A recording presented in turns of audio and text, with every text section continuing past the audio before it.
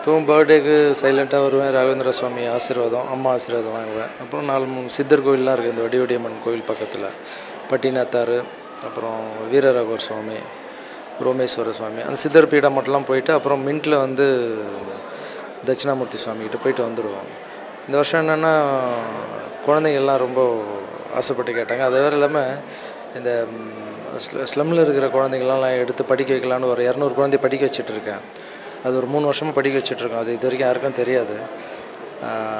இந்த வருஷத்துலேருந்து 400 குழந்தைங்களாம் மாற்றிருக்கோம். ஸோ அவங்க பேரண்ட்ஸ் எல்லாம் கேட்டாங்க, உங்கள் பர்த்டே நாங்கள் செலிப்ரேட் பண்ணோம் சார், வந்து பார்க்கணுன்னு குழந்தைங்க ஆசைப்பட்றாங்க அப்படின்னு.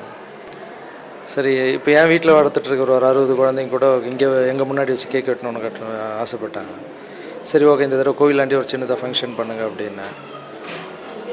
வரும்போது எனக்கு இவ்வளோ சந்தோஷத்தை கொடுக்கும்னு நான் நினைக்கல. இங்கே வந்து பார்க்கும்போது அந்த 200 குழந்தைங்களுடைய பேரண்ட்ஸ் வந்து டான்ஸ் ஆடுறது, ப்ளஸ் வந்து அவங்களுடைய குழந்தைங்க, என் குழந்தைங்க கூட கான்வென்ட் ஸ்கூலுக்கு போகிறாங்க, என் குழந்தை வந்து பாருங்கள் நல்லா படிச்சிருக்காங்க, சர்டிஃபிகேட்டில் சைன்லாம் பாருங்கள் அப்படின்னு சொல்லும்போது அவங்க ரொம்ப கண் கலங்கிறத பார்த்து எனக்கு இப்போ 400 குழந்தைங்க, நான் இன்னும் 1000 குழந்தைங்கள படிக்க வைக்கணும்னு ஆசை இருக்குது.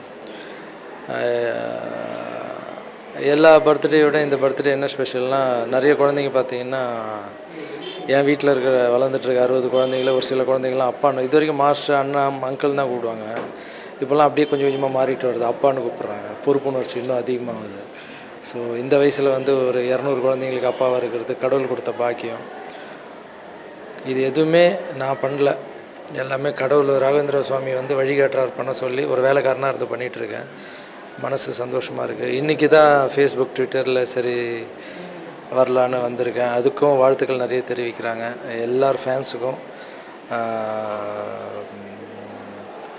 என்னை வாழ்த்தின எல்லா நல்ல உள்ளவங்களுக்கும் இந்த டைமில் நான் நன்றி தெரிவிச்சுக்கிறேன். நான் இப்போ நல்லா இருக்கேன் ராகவேந்திர சுவாமி அருளால். இதை பார்த்துட்ருக்க எல்லாருமே அவருடைய அருளால் நல்லா இருக்கணும்னு நான் உனக்கு ராகவேந்திர சாமி வேண்டிக்கிறேன். Thank you sir. இந்த சோஷியல் அவேர்னஸ் வந்து நீங்கள் நிறைய செஞ்சுட்டு வரீங்க. ஏதாவது ஒரு இன்சிடென்ட் இருக்கலாம் உங்களுக்குள்ள, இதெல்லாம் பண்ணணும் அப்படின்னு சொல்லிட்டு ஏதாவது பாதித்த இன்சிடென்ட் ஏதாவது சொல்ல முடியும்? இல்லை சார், இப்போது ஊனமுற்றவர்களுக்கு டான்ஸ் சொல்லி கொடுக்குற பெரிய இன்சிடென்ட் எனக்குள்ள பாதிப்பு, என் லைஃபே பாதிப்பு. அதால் தான் அது பண்ணிகிட்ருக்கேன். சின்ன வயசில் நான் ஊனமாக இருந்திருக்கேன், அதால் ஊனமுற்றவர்களுக்கு டான்ஸ் சொல்லி கொடுக்கணும்னு ஆசை. நான் படிக்கலை, அதால் படிக்க வைக்கணும்னு ஆசை.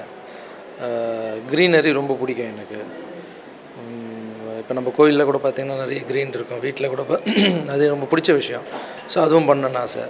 இதெல்லாம் தாண்டி வந்து ரசிகருக்கு கொடுக்குற பணத்தால் தான் நம்ம இப்போ இந்த அளவுக்கு வந்து வந்துட்ருக்கோம்.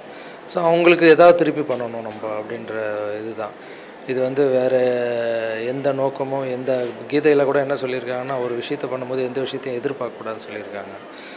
ஸோ பட்டு நான் என்னென்னா ஒரே ஒரு விஷயத்த மட்டும் எதிர்பார்க்குறேன். அதுவும் சின்ன ஆசைன்னு சொல்லலாம். எல்லோரும் சேருக்கு ஆசைப்படுவாங்க, நானும் ஒரு சேருக்கு ஆசைப்பட்றேன். ஒரு பதவிக்கு ஆசைப்பட்றேன் நானும். எல்லோரும் பதவிக்கு ஆசைப்படுவாங்க, எல்லோரும் சேருக்கு ஆசைப்படுவாங்க.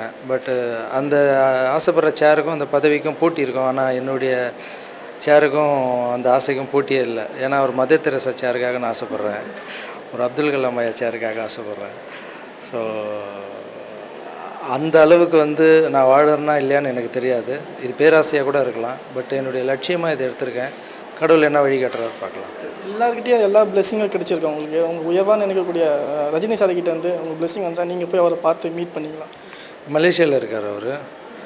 நைட்டு ரஜினி சார் பொண்ணு சௌந்தர்யா 12 மணிக்கு எப்படியும் அண்ணன் மெசேஜ் வச்சுருவாங்க, அது ஆஸ்டிஸ் வந்துருச்சு. அப்புறம் எல்லா சினிமாவிலேருந்து யார் நம்ம நண்பர்கள் எல்லாருமே வாழ்த்து தெரிவிச்சிருக்காங்க. கண்டிப்பாக யூனியனுக்குள்ளே மலேசியாவிலேருந்து வந்துடும் ஃபோனு. மாஸ்டரோட வந்து ரொம்ப என்ஜாய் பண்ணிட்டு இருக்கோம். இன்னும் ப்ரோக்ராம் நடந்துட்டு தான் இருக்குது. இன்னும் எவ்வளோ நேரம் நடக்கும் தெரியல.